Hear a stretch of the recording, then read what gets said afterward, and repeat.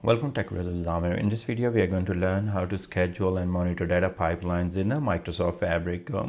So let's go ahead and take a look. First of all, what we will be doing, we will be creating some pipelines.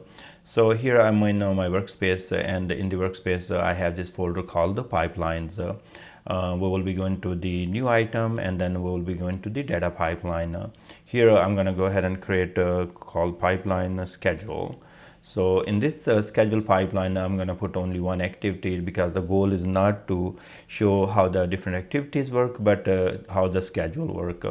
So go to the pipeline activities here and type wait activity here, and then we can just take a look. Wait activity has a 1 second wait. So that's fine. Now what we would like to do, maybe we would like to schedule this pipeline every 5 minutes. Think about that. This activity has also other activities. Maybe it has a copy data and some other activities. In this case, I'm going to go ahead, and we have copy activity here, but I'm going to disable this copy activity. So let's go right here, and then we go to the advanced here. Actually, let me see, where is the settings. So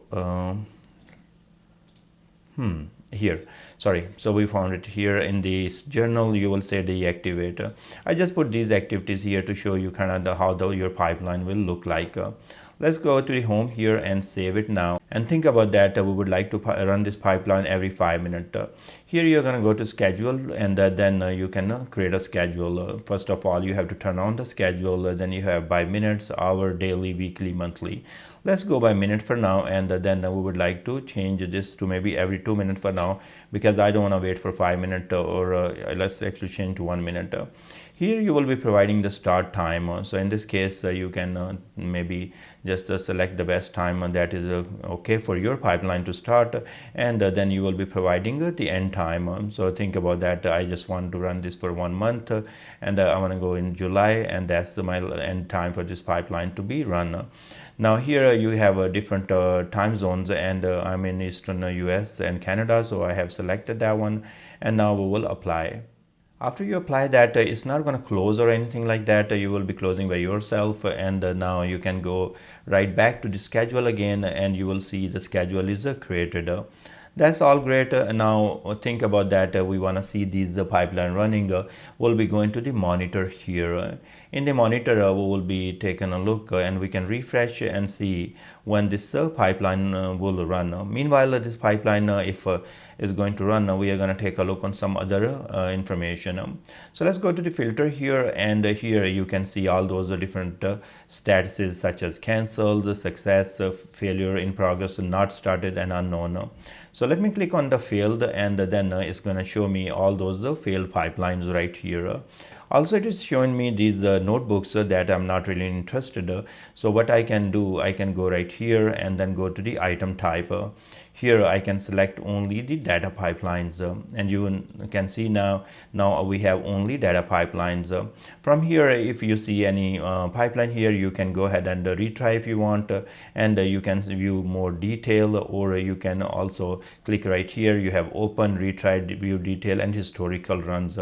Let's click on historical runs, and you can see how many types of my pipeline has run, and what issue happened to it, such as failed. If I want to take a look on the more errors for this one, I can click right here, and it will show you more detail right here. So time taken, status failed, and all that.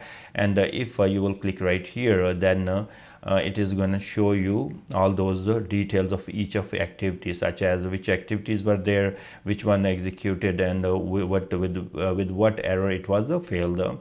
So now we can close right here, and then go to monitor again, and or click right here actually in monitor hub, and it's going to take us back to the our view.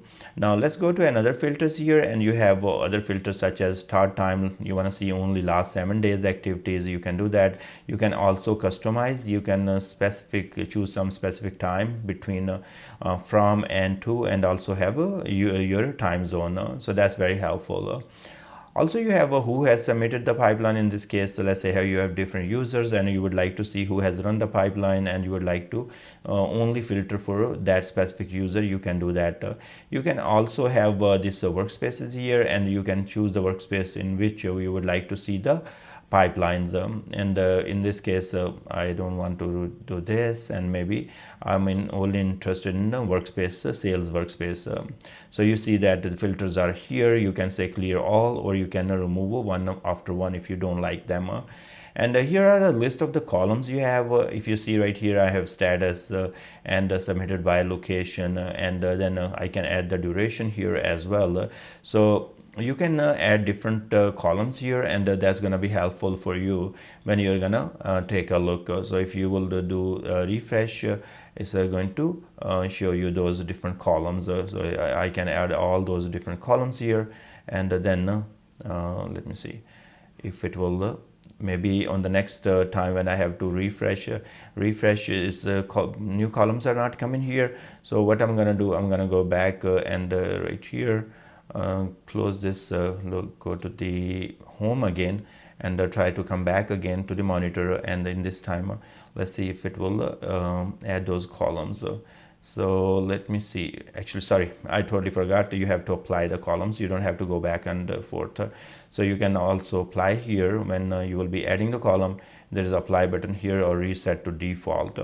So in this case reset to default, now we will not be worried, but I would like to still add the duration part to it, and I'm going to go ahead and apply, and you can see the duration in the seconds and minutes as well. So it depends on how exactly how much time your pipeline have taken.